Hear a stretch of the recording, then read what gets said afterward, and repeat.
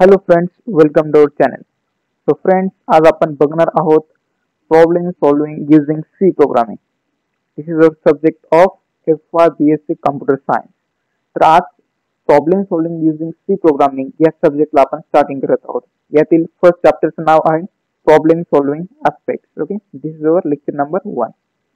Friends, जर तुम्हाला syllabus पाहिजे असेल तर आपल्या चॅनलवरती अवेलेबल आहे. Okay, let start. तर सर्वात पहिल्यांदा problem solving using C programming यासाठी तुम्हाला सर्वात पहिल्यांदा प्रॉब्लेम म्हणजे काय हे माहिती असणं गरजेचं आहे. What is meaning of problem? बघा, डेफिनेशन मी पहिले तुम्हाला वाचून दाखवतो, त्यानंतर मी तुम्हाला एक्सप्लेन करतो. When we making a problem we should know well defined problem. In computer programming the term problem is the task to be perform. Okay, म्हणजे बघा, there are these following are the steps for solving the problem. Okay, first is create initial problem statement. Second is check that you are solving problem in right way. After that, third way is that refine the problem statement.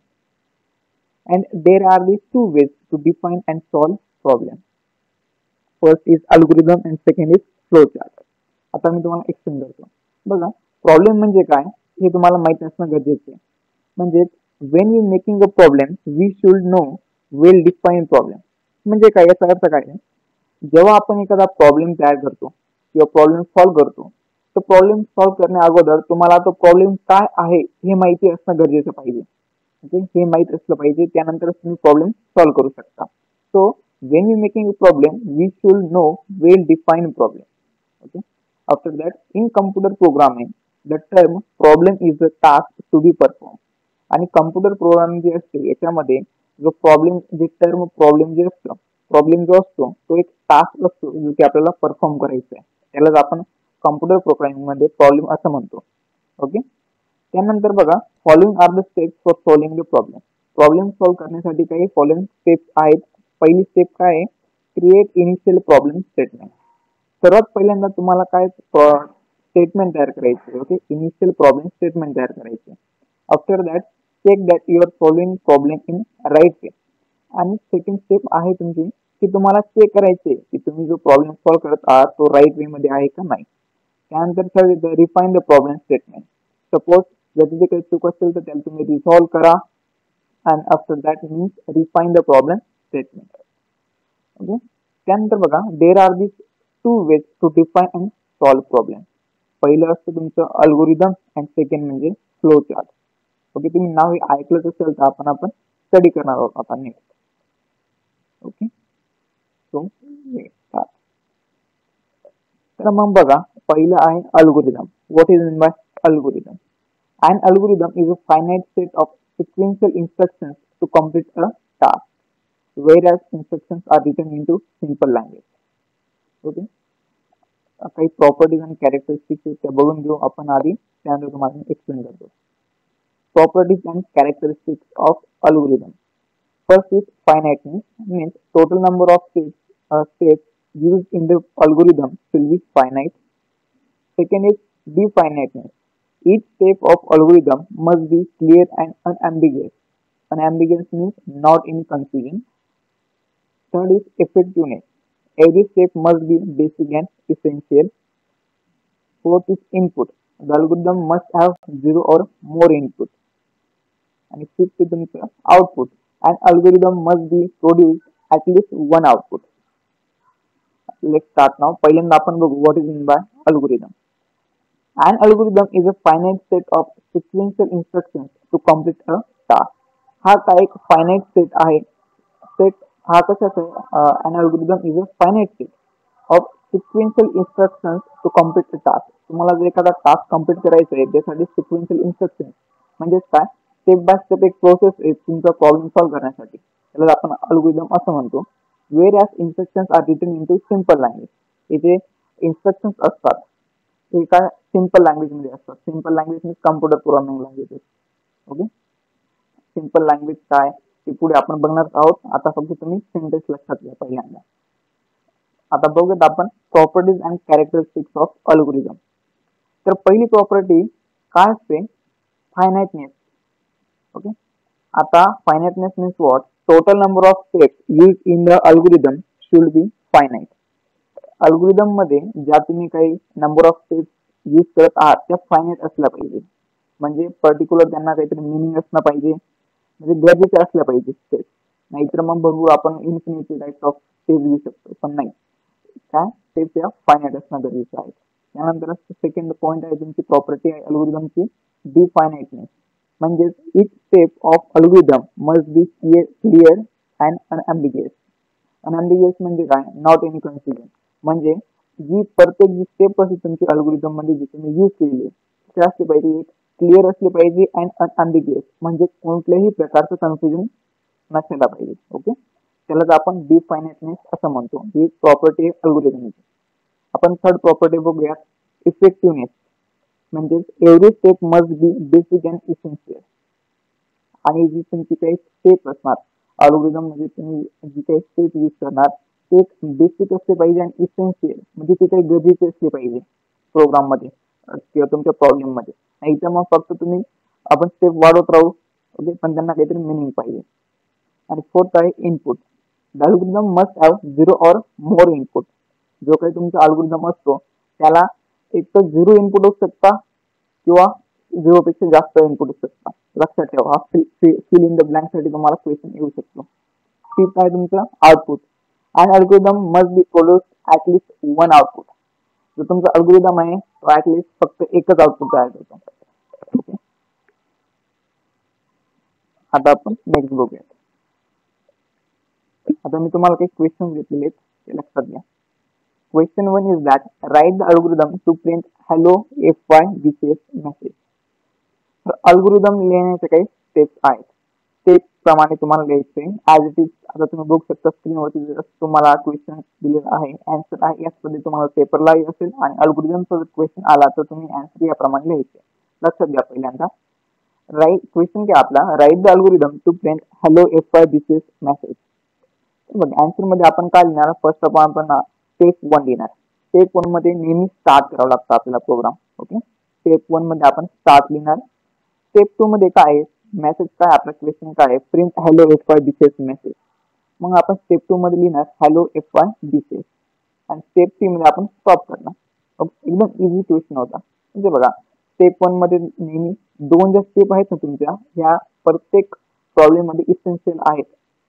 कशाच्या, अल्गोरिदमच्या. Step 1 असणार तुमची start, आणि step 3 ह्या क्वेश्चनची step 3 आहे, जो काही question असेल तुमचा त्याची जी लास्ट स्टेप असेल ना ती तुमची स्टॉप आली पाहिजे आणि मध्ये तुम्ही मेसेज सेंड करू शकता. ओके, क्वेश्चन 2 बघूयात. Write the algorithm to find addition of 2 number. आपल्याला अल्गोरिदम लिहायचं आहे to find addition of 2 number. तर बघा ज्या पद्धतीने तुम्हाला मी सांगितलं मागच्या क्वेश्चन मध्ये, स्टेप 1 तुमची नेहमी स्टार्ट आली पाहिजे आणि लास्ट जी स्टेप आहे ती स्टॉप असली पाहिजे. म्हणजे आता स्टार्ट करून आपण स्टार्टिंग पासून. स्टेप 1 काय, स्टार्ट घेतली. त्यानंतर स्टेप 2 मध्ये रीड ए घेतलेले. तुम्ही म्हणताल रीड ए हे का घेतले दादा, तर आपला क्वेश्चन काय आहे, to find addition of 2 number. कोणत्या तरी 2 नंबरची आपल्याला ऍडिशन घ्यायची. ओके, आपल्याला नंबर्स माहिती नाही त्यासाठी आपण काहीतरी व्हेरिएबल्स घेणार, म्हणजे A to Z मध्ये कोणताही लेटर घेणार. म्हणून आपण रीड ए घेतला. फर्स्ट ऑफ ऑल तुम्हाला रीड नाव द्यावं लागेल, रीड ए घेतला आपण. त्यानंतर स्टेप 3 तुमची रीड बी. कोणते तरी 2 नंबर आहेत ना, तुम्ही YZ घ्या, काही घ्या, फक्त रीड ए आणि रीड बी कोणते तरी 2 व्हेरिएबल्स घ्यायचे आहेत 2 नंबरच्या जागेवरती. त्यानंतर स्टेप 4 आहे, ही काय असते, प्रोसेस स्टेप. बघा स्टेप 4 काय, स्टेप 4 घेतलं त्यानंतर लिहायचं फाइंड ऍडिशन. बघा फर्स्ट ऑफ ऑल तुम्हाला आता C इक्वल्स टू 1 मिनिट.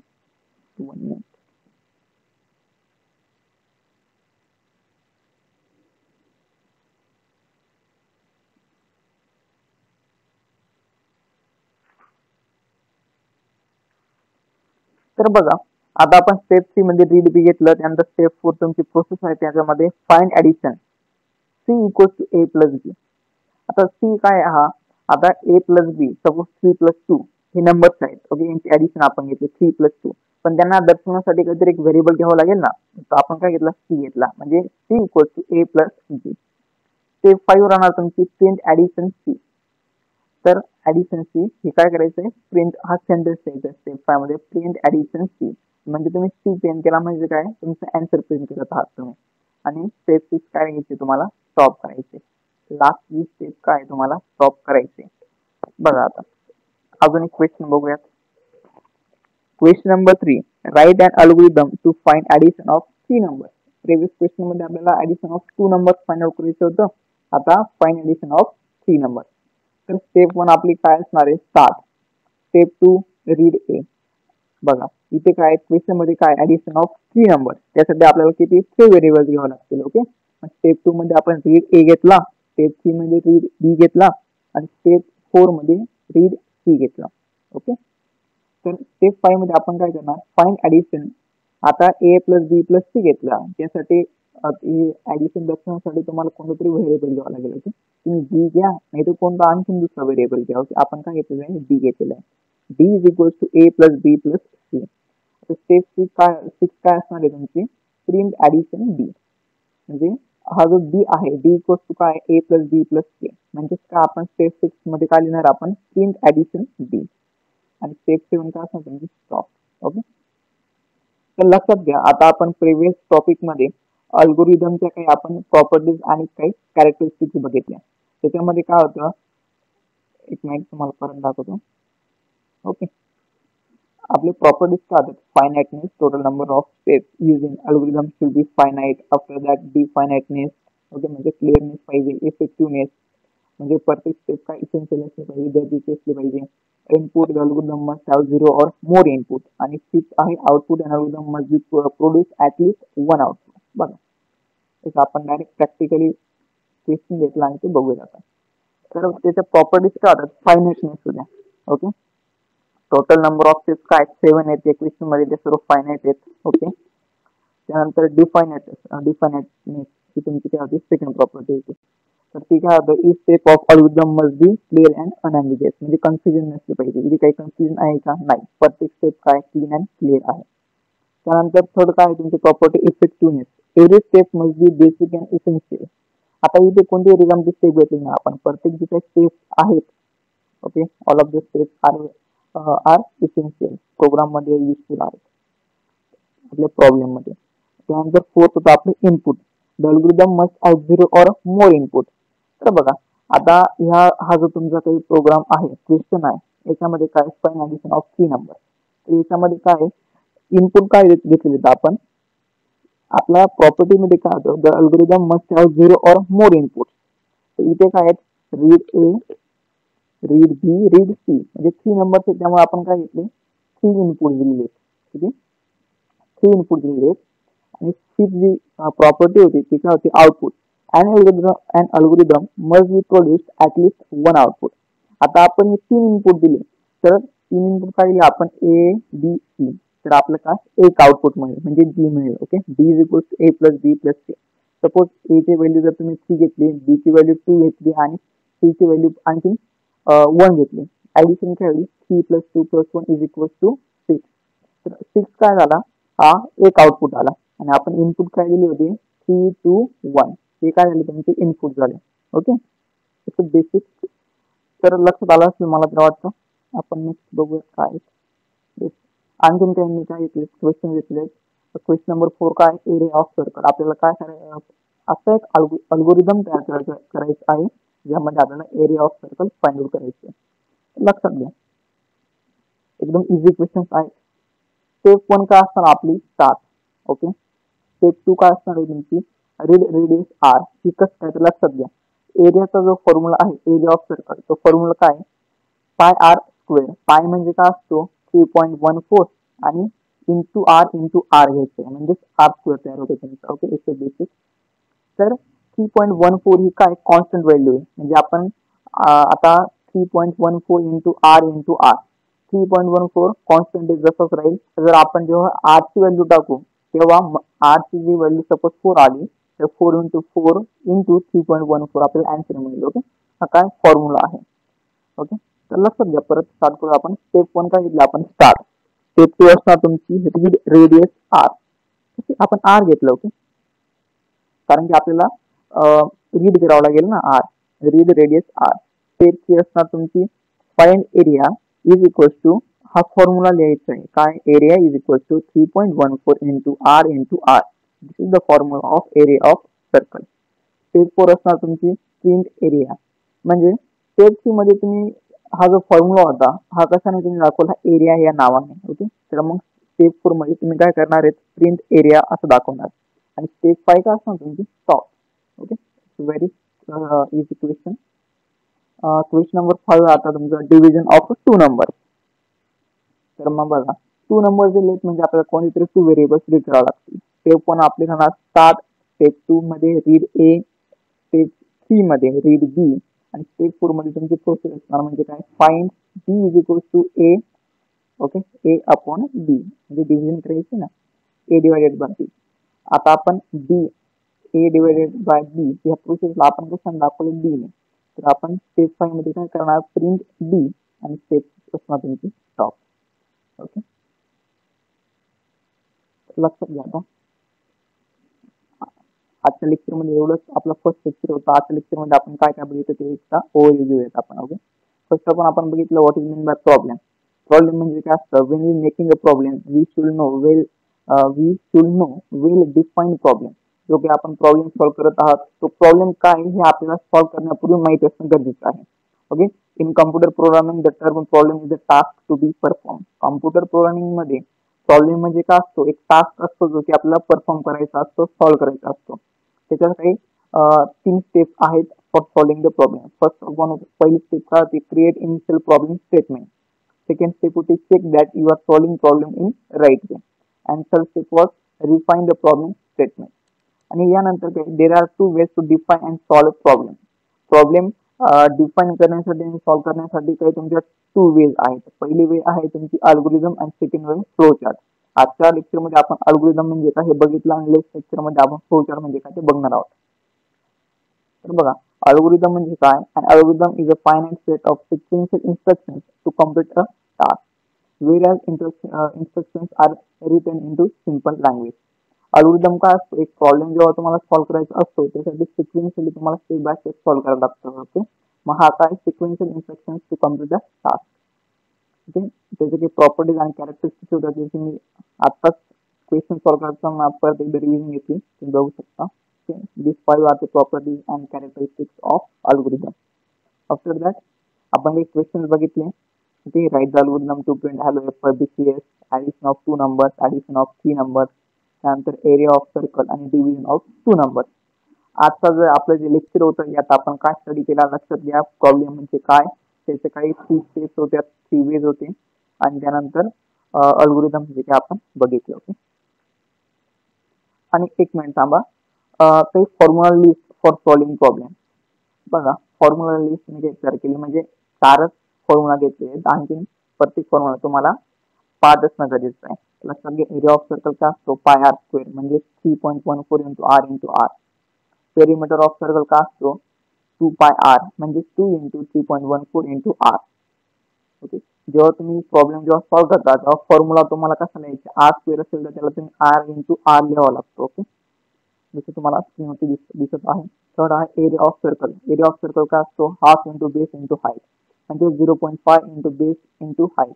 म्हणजे हा बेस किंवा हा हाईट जो आपण शब्द घेतलेला आहे तो आपण रीड काय करतो, रीड जर तुम्ही बी केला तर तुम्ही इंटू बी करा, रीड जर तुम्ही सी केला इंटू सी करा. ओके, किंवा एच घेतला असेल तर एच करा. ओके, तसं मी तुम्हाला नेक्स्ट लेक्चरमध्ये सांगेल. आणि फोर्थ फॉर्म्युला काय असायचं, area of square. Area of स्क्वेअरचा काय असतो, साईड इंटू 4. ओके, तर ही फॉर्म्युला तुम्हाला पाठ करायची. म्हणजे तुम्हाला हे जे फॉर्म्युला आहेत यांच्यापेक्षा क्वेश्चन येऊ शकतात पेपरमध्ये. Okay, okay, thanks for watching. If you like this lecture please like, share and subscribe our channel. जर तुम्हाला लेक्चर आवडलं असेल तर नक्कीच तुमच्या मित्रांना नक्की शेअर करा.